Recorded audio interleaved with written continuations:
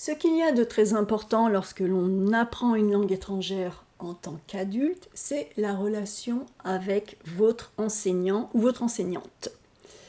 Là, il s'agit vraiment du point névralgique, du point central de votre situation et de votre ressenti, parce qu'apprendre une langue étrangère, c'est vraiment quelque chose qui demande de se dévoiler, de s'impliquer, d'avoir confiance. Et donc, la relation avec votre enseignant ou votre enseignante est absolument centrale. C'est quelque chose qui peut être parfois négligé. C'est quelque chose qui n'est pas pensé comme facteur important. C'est quelque chose qui peut être subi.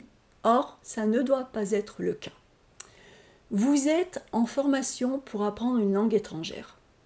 Mais en dehors de cela, vous êtes un adulte, plein d'expérience et de connaissances. Donc, à la différence d'un enfant qui apprend sa langue maternelle, je mets maternelle entre guillemets, parce que bon, c'est le terme, ouais, bon, sa langue maternelle, votre mode conceptuel à vous est déjà bien rempli. Vous n'êtes pas en train d'apprendre ce que c'est qu'une voiture, d'apprendre ce que c'est qu'un ordinateur ou un téléphone. Vous le savez déjà. Votre apprentissage à vous porte essentiellement sur cette langue étrangère, sur ses usages, sur la culture à laquelle elle appartient. Donc vous aurez des choses nouvelles à apprendre, des choses que conceptuellement vous n'avez pas. Mais conceptuellement, vous êtes déjà formé dans votre propre culture, dans votre propre langue. Il est donc essentiel, mais j'insiste là-dessus, absolument essentiel, de trouver un enseignant qui prenne en compte cette spécificité de la formation en langue étrangère pour adultes. Votre enseignant doit laisser entrer en cours l'adulte que vous êtes, et pas seulement l'apprenant que vous êtes.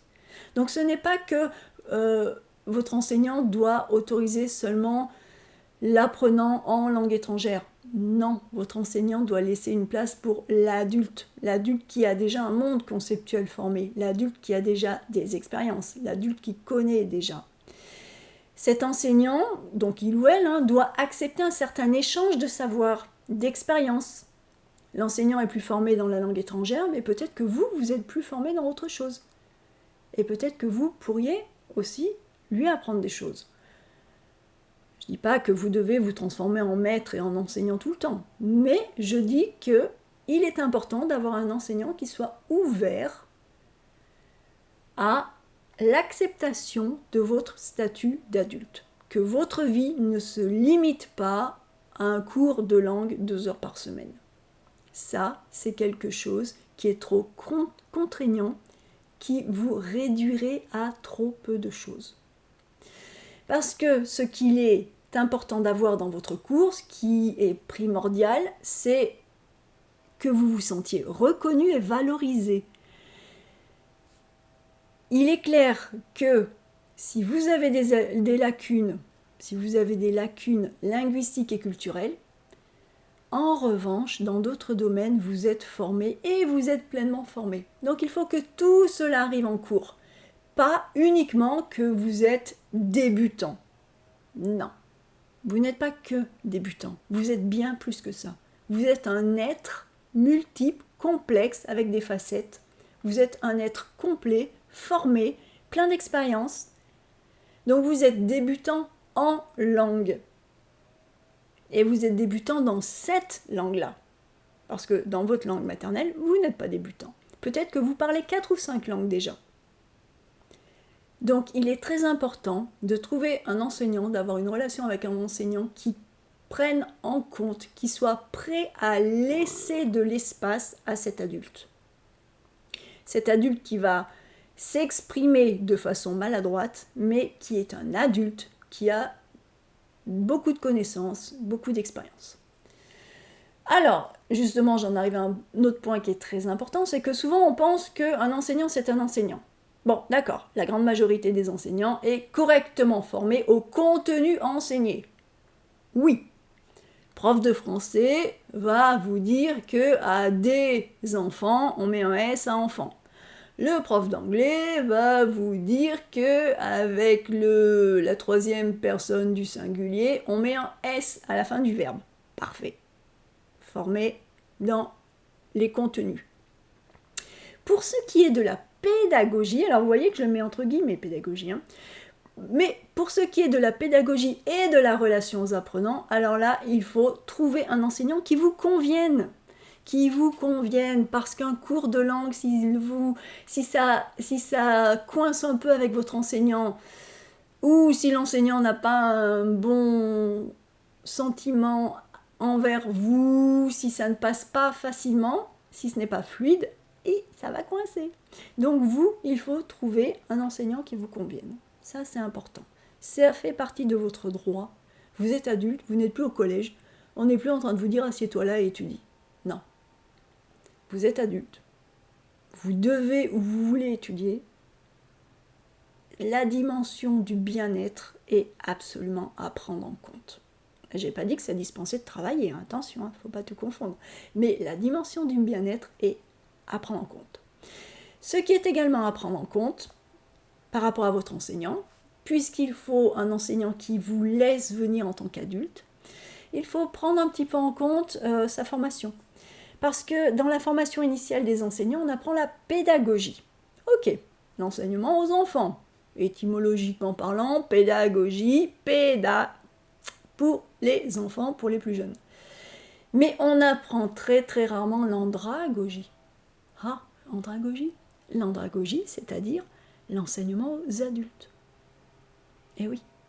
Et ça, c'est important. C'est très important. Parce que dans la pédagogie, même si dans la pédagogie, on essaie de faire en sorte que les choses passent bien, que l'apprenant, l'enfant se sente bien, ce n'est pas la même relation, ce n'est pas la même dimension humaine qui est en jeu.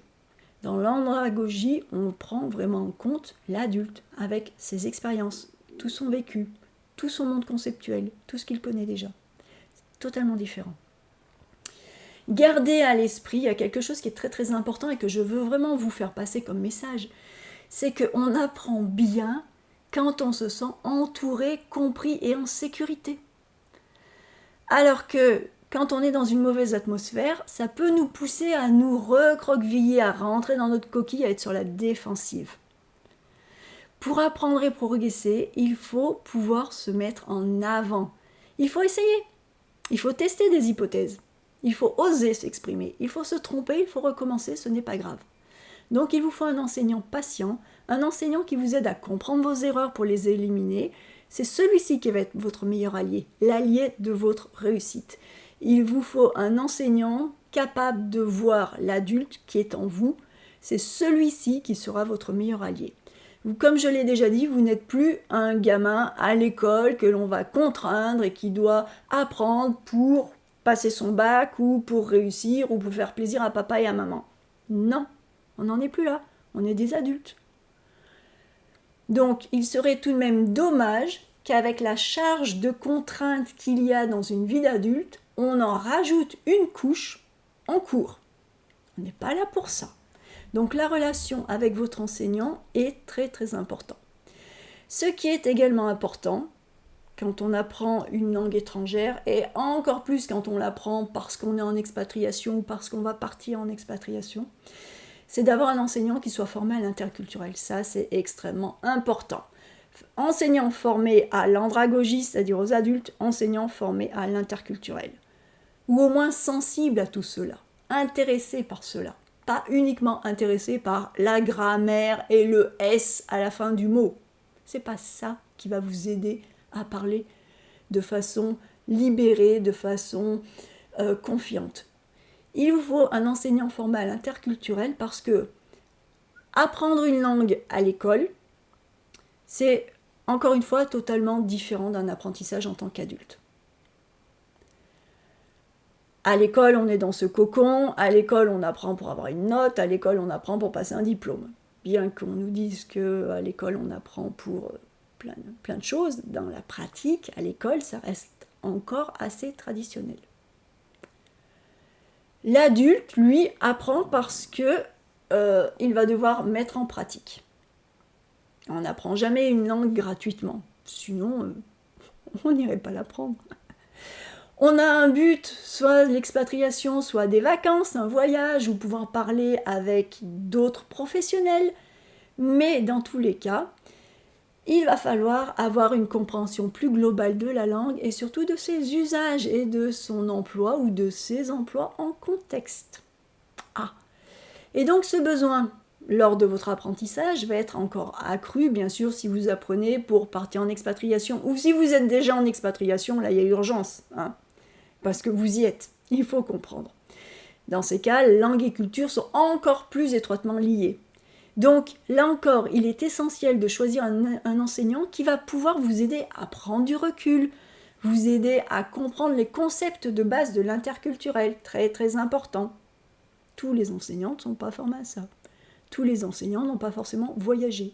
Tous les enseignants n'ont pas forcément expérimenté l'expatriation.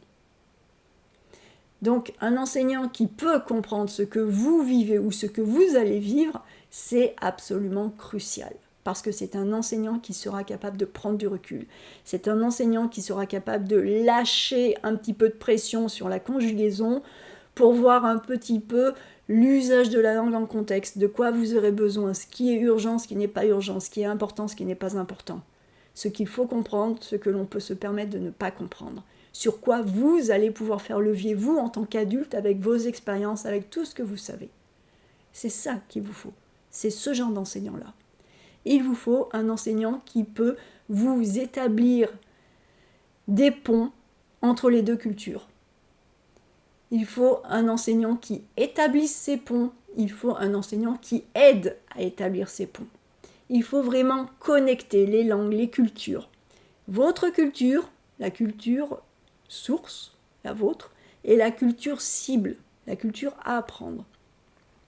Et il faut un enseignant qui connaisse au moins les principes de l'interculturel. Ce que je veux dire par là, c'est que peut-être que l'enseignant ne connaît, si vous apprenez avec... l'enseignant ne connaît peut-être pas forcément votre culture, si l'enseignant est de cultures différentes, mais un enseignant qui connaît les bases de l'interculturel, les principes de l'interculturel, sera un enseignant qui pourra vous aider et vous guider. Parce que ces principes sont les mêmes pour toutes les cultures. Il y a des principes de base que votre enseignant doit connaître, qu'il s'agisse de crible interculturel, qu'il s'agisse du principe de la décentration, qu'il s'agisse des calques. Tout cela, votre enseignant doit les connaître un minimum, de façon à pouvoir les intégrer, de façon à pouvoir vous aider à les explorer, de façon à pouvoir vous aider à établir des ponts entre votre culture d'origine et la culture cible. Encore une fois, peut-être que votre enseignant n'a pas la même culture que vous. Ce n'est pas grave. Tant qu'il est sensibilisé à l'interculturel, tant qu'il peut établir un pont, vous expliquer vers quoi vous allez, eh bien, ça, c'est très important. Donc, pour reprendre, l'important, c'est d'avoir un enseignant qui accepte votre statut d'adulte, un enseignant qui vous met en confiance, un enseignant qui vous aide à gérer tout ce qui va se passer dans votre tête, en plus de la conjugaison, tous les doutes, toutes les appréhensions. Et il vous faut un enseignant formé à l'interculturel qui vous aide à vous projeter, qui vous aide à passer d'une culture à l'autre. Ça, c'est absolument important aussi.